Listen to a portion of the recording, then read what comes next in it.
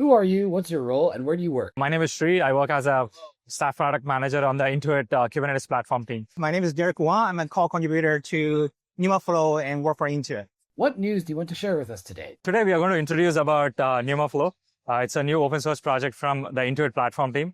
We are also the creators of Argo. Some of our learnings from Argo Workflows is what has led us to create NumaFlow as a new project, primarily focusing on real-time data processing on that is native to Kubernetes. So we just released a 1.7 version, which we use some distributed throttling feature and the map feature in MonoVertex. What specific challenges does NumaFlow address? So some of our learnings from Argo was primarily that people actually wanted to do streaming workflows.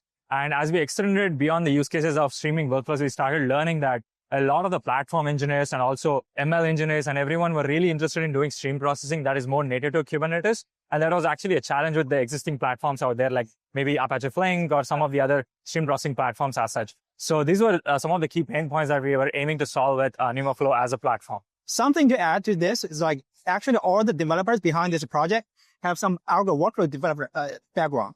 And there's a common question in Argo community is saying, hey, can we use Argo workload to do stream data processing? Obviously, the answer is no, because Argo workload is something like your fire and forget it. Once you get the job done, part is terminated. There's no way to do stream processing. That's why we started the project. And we want to provide a lightweight Kubernetes approach to do stream processing for our customers. How does this announcement change the landscape based on what existed before? So like Derek has mentioned, our journey started out with Argo Workflows to start with. But when he actually started diving deeper into the stream processing problem statements that we had at hand, like I can break it out into multiple paths to start with. Let's say, for example, if you pick up the persona of application developers, they actually wanted to do stream processing.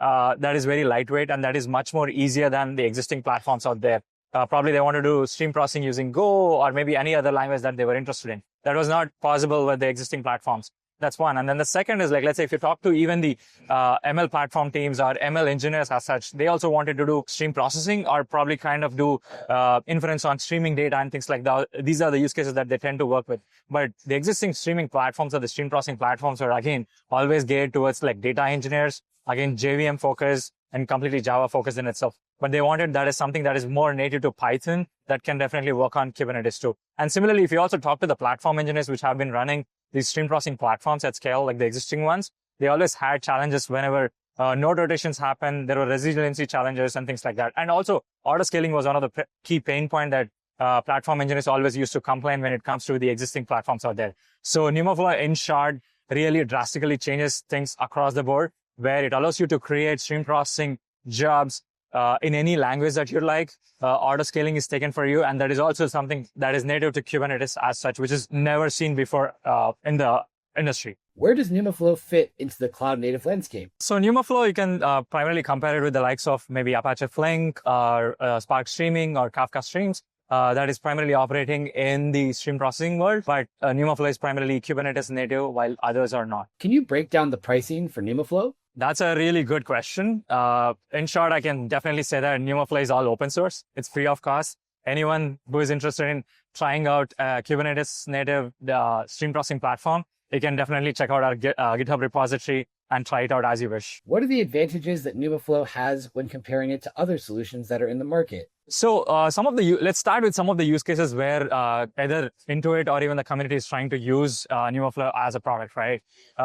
Like I can break it down into like multiple use cases to start with. Like one is simple event processing use cases. The second is like real-time data analytics or stream processing use cases. And then lastly, doing like some kind of inference on streaming data. So at Intuit, like we have been covering all of these use cases across the board.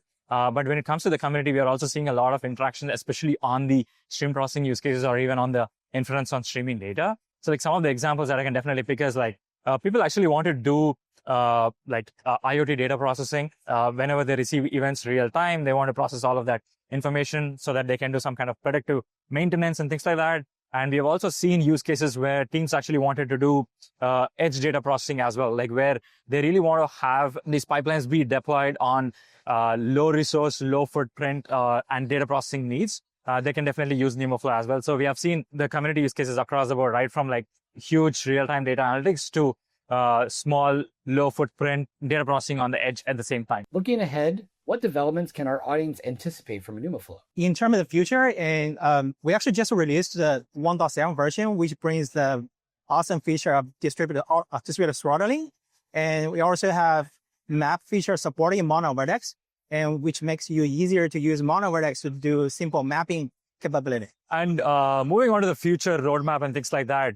So lately we are seeing a lot of use cases primarily around agent development and things like that. But one of the use cases specifically around agent development is that some of the LLM calls generally take a long time. So people want to use NumaFlow pipelines in order to do some kind of inference on streaming data or asynchronous agents and things like that. So event-driven agents is what we would call it as.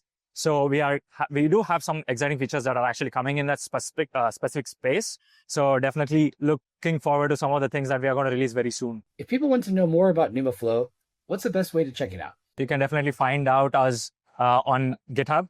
And if you are interested in connecting with the community or any of us, you can definitely join our Slack channel too. It's on our GitHub repository that you can find it there. And if any of us or any of you is interested in discussing about the use cases or want to connect to us, my name is Sri. You can definitely join the Slack channel and then reach out to me. And you can also reach out to Derek on the community as well. Yeah, you're more than welcome to make contribution to the project. Could be a bug fix, could be a documentation stuff. Yeah, just let us know and reach out to us if you have any questions.